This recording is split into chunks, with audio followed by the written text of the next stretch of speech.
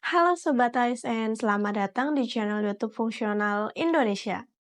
Di sini kita bakal bantu Sobat ASN mempersiapkan diri menghadapi seleksi P3K dengan pembahasan lengkap dan mudah dipahami. Sebelum lanjut, yuk like, komen, dan subscribe channel YouTube ini supaya Sobat ASN nggak ketinggalan video pembahasan lainnya dari kami.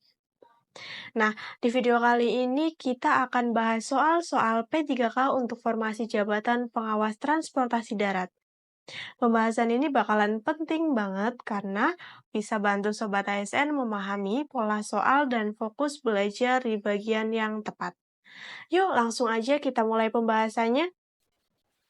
Oke, tanpa berlama-lama kita langsung saja masuk ke dalam soal nomor 1, yaitu mengenai Undang-Undang Nomor 22 Tahun 2009 tentang Lalu Lintas dan Angkutan Jalan. Untuk pertanyaannya, salah satu asas penting dalam penyelenggaraan lalu lintas dan angkutan jalan menurut UU Nomor 22 Tahun 2009 adalah prinsip integrasi. Dalam pelaksanaannya, asas ini dimaksudkan untuk berarti di dalam soal ini kita itu diminta untuk memahami makna asas integrasi dalam penyelenggaraan lalu lintas dan angkutan jalan menurut Undang-Undang Nomor 22 Tahun 2009. Nah, asas ini itu seringkali disalahpahami sehingga soal ini bisa menjebak bagi peserta yang hanya hafal undang-undangnya tapi belum benar-benar memahami konteksnya. Dan jawaban yang paling tepat dan paling benar berada di opsi B, yaitu menghubungkan sistem transportasi darat dengan sistem transportasi lainnya. Nah, kenapa sih pilihan jawaban B ini bisa menjadi jawaban yang paling benar? Ya karena integrasi dalam sistem transportasi itu dimaksudkan agar semua moda, baik darat, laut, udara, dan rel itu bisa saling terhubung dan mendukung. Contohnya kayak terminal bus yang berada di dekat dengan stasiun kereta api, atau pelabuhan yang terkoneksi langsung dengan jalur logistik darat. Tujuannya apa sih? Ya tentu saja agar perpindahan antar moda lebih cepat, efisien, dan mempermudah masyarakat maupun pelaku usaha. Maka inilah jawaban yang paling tepat. Lalu kenapa opsi A, C, D, dan E itu kurang tepat? Baik, di sini kita akan kupas tuntas pembahasannya. Jadi dimulai dari opsi A, yaitu menyatukan semua angkutan barang dalam satu jenis moda. Mungkin terdengar seperti jawaban yang masuk akal, tapi kita juga bisa tergoda menganggap integrasi berarti semua angkutan itu harus diseragamkan agar efisien. Namun jika kita teliti kembali, asas integrasi dalam konteks undang-undang itu bukan tentang menyeragamkan moda, melainkan tentang menyatukan sistem antar moda. Jadi bukan lagi antar fisik, tapi dalam arti koordinatif dan fungsional. Jadi jelas pilihan ini tidak tepat, oke? Lalu yang kedua ada opsi C, yaitu menghapus peran daerah dalam pengaturan lalu lintas. Ini tentu saja bertentangan dengan prinsip otonomi daerah yang diatur dalam berbagai perundang-undangan. Justru undang-undang ini itu memberi ruang pembagian kewenangan antara pemerintah pusat, provinsi, dan kabupaten atau kota. Jadi asas integrasi tidak bertujuan menghapus peran siapapun, melainkan mendorong koordinasi antar semua pihak. Lalu yang selanjutnya ada opsi D, yaitu menyeragamkan semua jalur transportasi ke tingkat nasional. Ini juga tampaknya logis ya pada pandangan pertama, karena nasionalisme infrastruktur sering jadi isu utama. Namun perlu ditegaskan bahwa integrasi bukan tentang penyeragaman jalur, tetapi menyambungkan antar sistem. Jadi pilihan ini juga tidak tepat. Kemudian yang terakhir yaitu opsi E, menyatukan kepemilikan kendaraan dalam satu data pusat. Walau ada aspek registrasi kendaraan dalam undang-undang ini, hal tersebut itu tidak berkaitan langsung dengan asas integrasi. Ini lebih masuk ke dalam pengelolaan data dan administrasi kendaraan bermotor. Integrasi bukan tentang basis data tunggal, tapi tentang keterpaduan sistem transportasi. Jadi pilihan ini kurang tepat karena menggeser fokus dari sistem ke aspek administratif. Jadi kesimpulannya satu-satunya pilihan yang paling benar yaitu opsi B, menghubungkan sistem transportasi darat dengan transportasi lainnya. Oke, lanjut ke nomor 2 melalui UU nomor 2 tahun 2022 tentang perubahan kedua atas UU nomor 28 tahun 2004 tentang jalan. Untuk pertanyaannya,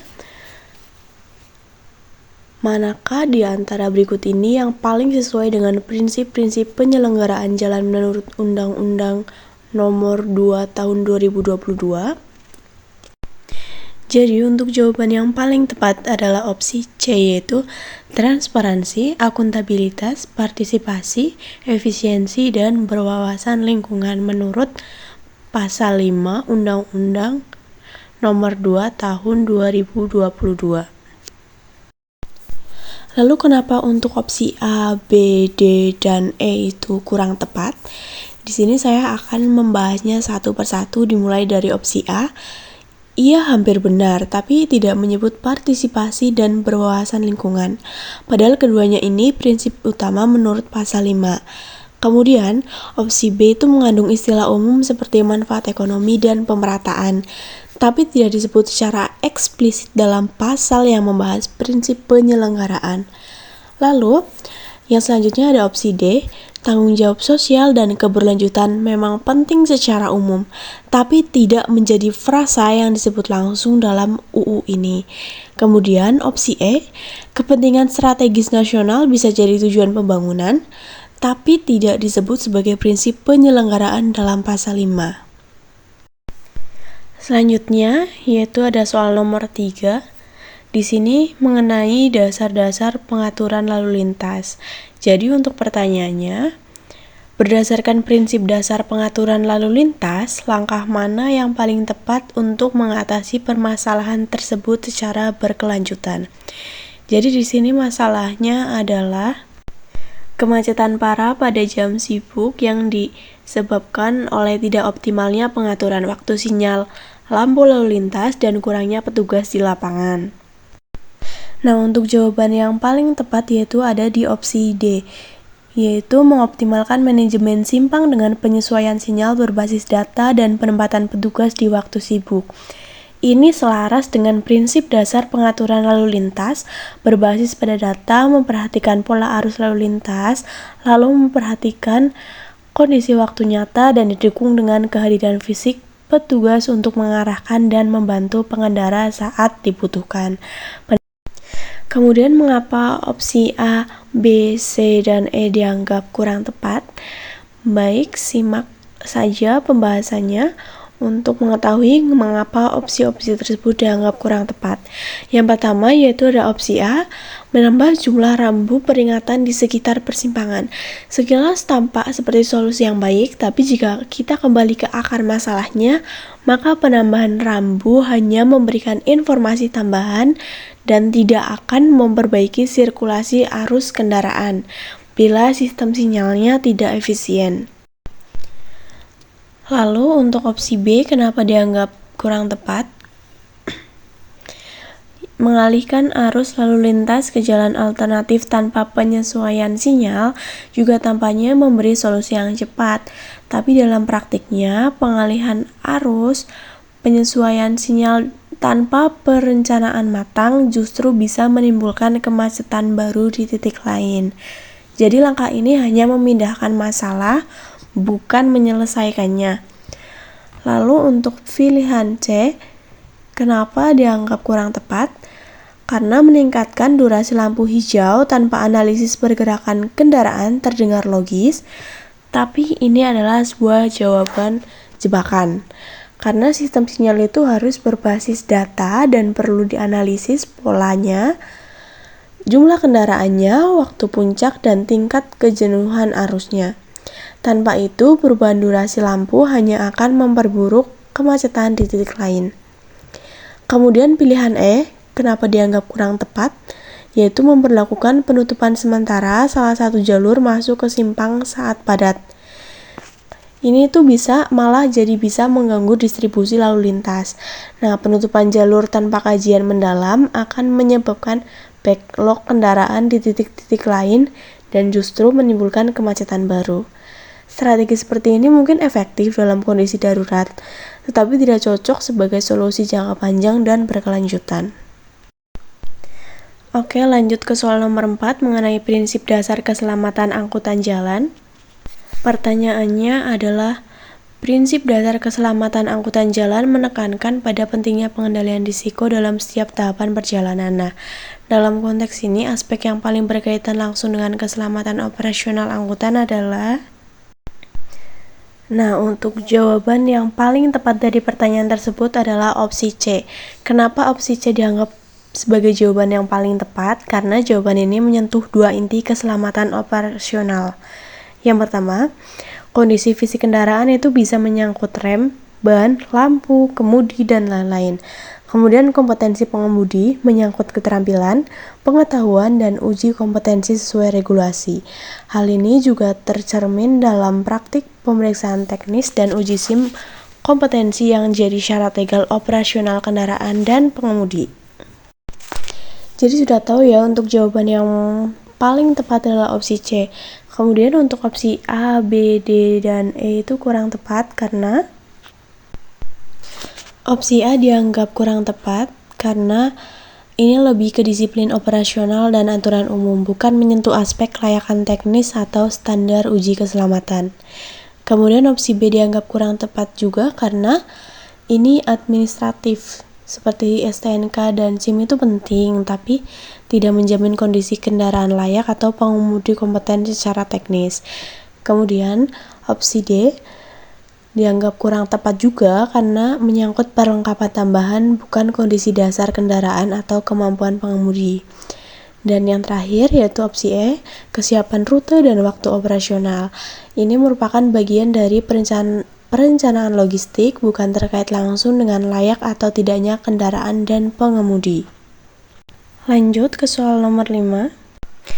Mengenai operasional terminal angkutan jalan. Untuk pertanyaannya, dalam evaluasi operasional ditemukan bahwa waktu tunggu kendaraan di terminal tipe A meningkat. Koordinasi antar pelaku operasional belum optimal dan arus penumpang kurang efisien. Nah, berdasarkan prinsip pengelolaan terminal, solusi yang paling komprehensif yang perlu diprioritaskan oleh pengelola adalah untuk jawaban yang paling benar adalah opsi C, yaitu menerapkan sistem informasi terintegrasi antar moda berbasis digital. Kenapa opsi ini dianggap sebagai yang paling benar? Karena inilah solusi yang paling tepat dan strategis. Jadi terminal tipe A itu melayani banyak moda dari angkutan antar kota, perkotaan, hingga koneksi dengan moda lain seperti kereta api, transportasi daring, atau bahkan pesawat di beberapa lokasi.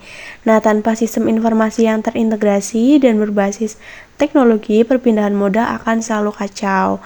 Nah, dengan sistem ini itu pengelolaan terminal menjadi lebih efisien, transparan, dan berorientasi layanan. Lalu mengapa opsi A, B, D, dan E itu dianggap kurang tepat? Berikut adalah pembahasannya. Jadi, opsi A dianggap kurang tepat karena jawaban ini sepintas juga terdengar wajar ya, apalagi dalam kondisi darurat. Namun, menambah petugas lapangan bukan solusi berkelanjutan, karena hanya bersifat sementara dan bergantung pada tenaga manusia. Lalu kenapa opsi B juga dianggap sebagai kurang tepat? Ya karena solusi ini itu mungkin bisa meningkatkan kenyamanan penumpang, tetapi itu hanya sifatnya sementara dan tidak menyelesaikan masalah utama. Jadi ketidakteraturan pergerakan kendaraan dan penumpang itu tidak hanya soal ruang tunggu yang sempit, melainkan soal sinkronisasi jadwal, koordinasi antar moda, dan informasi pergerakan yang tidak efisien. Kemudian untuk opsi D dianggap kurang tepat juga karena langkah ini juga bisa menimbulkan masalah baru yang lebih besar karena mengurangi jumlah keberangkatan saat jam sibuk, justru akan mempersempit akses mobilitas masyarakat. Artinya ini solusi yang kurang adil terhadap kebutuhan nyata masyarakat. Kemudian yang terakhir yaitu menambah jalur masuk tanpa mengubah sistem operasional terminal. Jadi sekilas itu menambah jalur masuk bisa terdengar seperti solusi yang logis ya Sobat ASN. Tapi jika sistem di dalam terminal tetap tidak berubah, masalah utama seperti penjadwalan akan tetap kacau. Itu dia pembahasan kisi-kisi untuk formasi jabatan pengawas transportasi darat kali ini. Semoga bisa jadi gambaran awal buat Sobat ASN yang sedang mempersiapkan diri untuk mengikuti seleksi P3K tahun ini. Kalau Sobat ASN ingin akses ke materi yang lebih lengkap seperti kisi-kisi, soal-soal latihan terbaru, kunci jawaban, dan pembahasan detail, langsung aja berlangganan akun premium di website kami di fungsional.id. Di sana semua sudah disusun sistematis dan mudah dipahami. Bisa jadi bekal terbaik kamu buat lolos seleksi P3K tahun ini. Sampai jumpa di video selanjutnya, tetap semangat belajar dan wujudkan impianmu jadi ASN.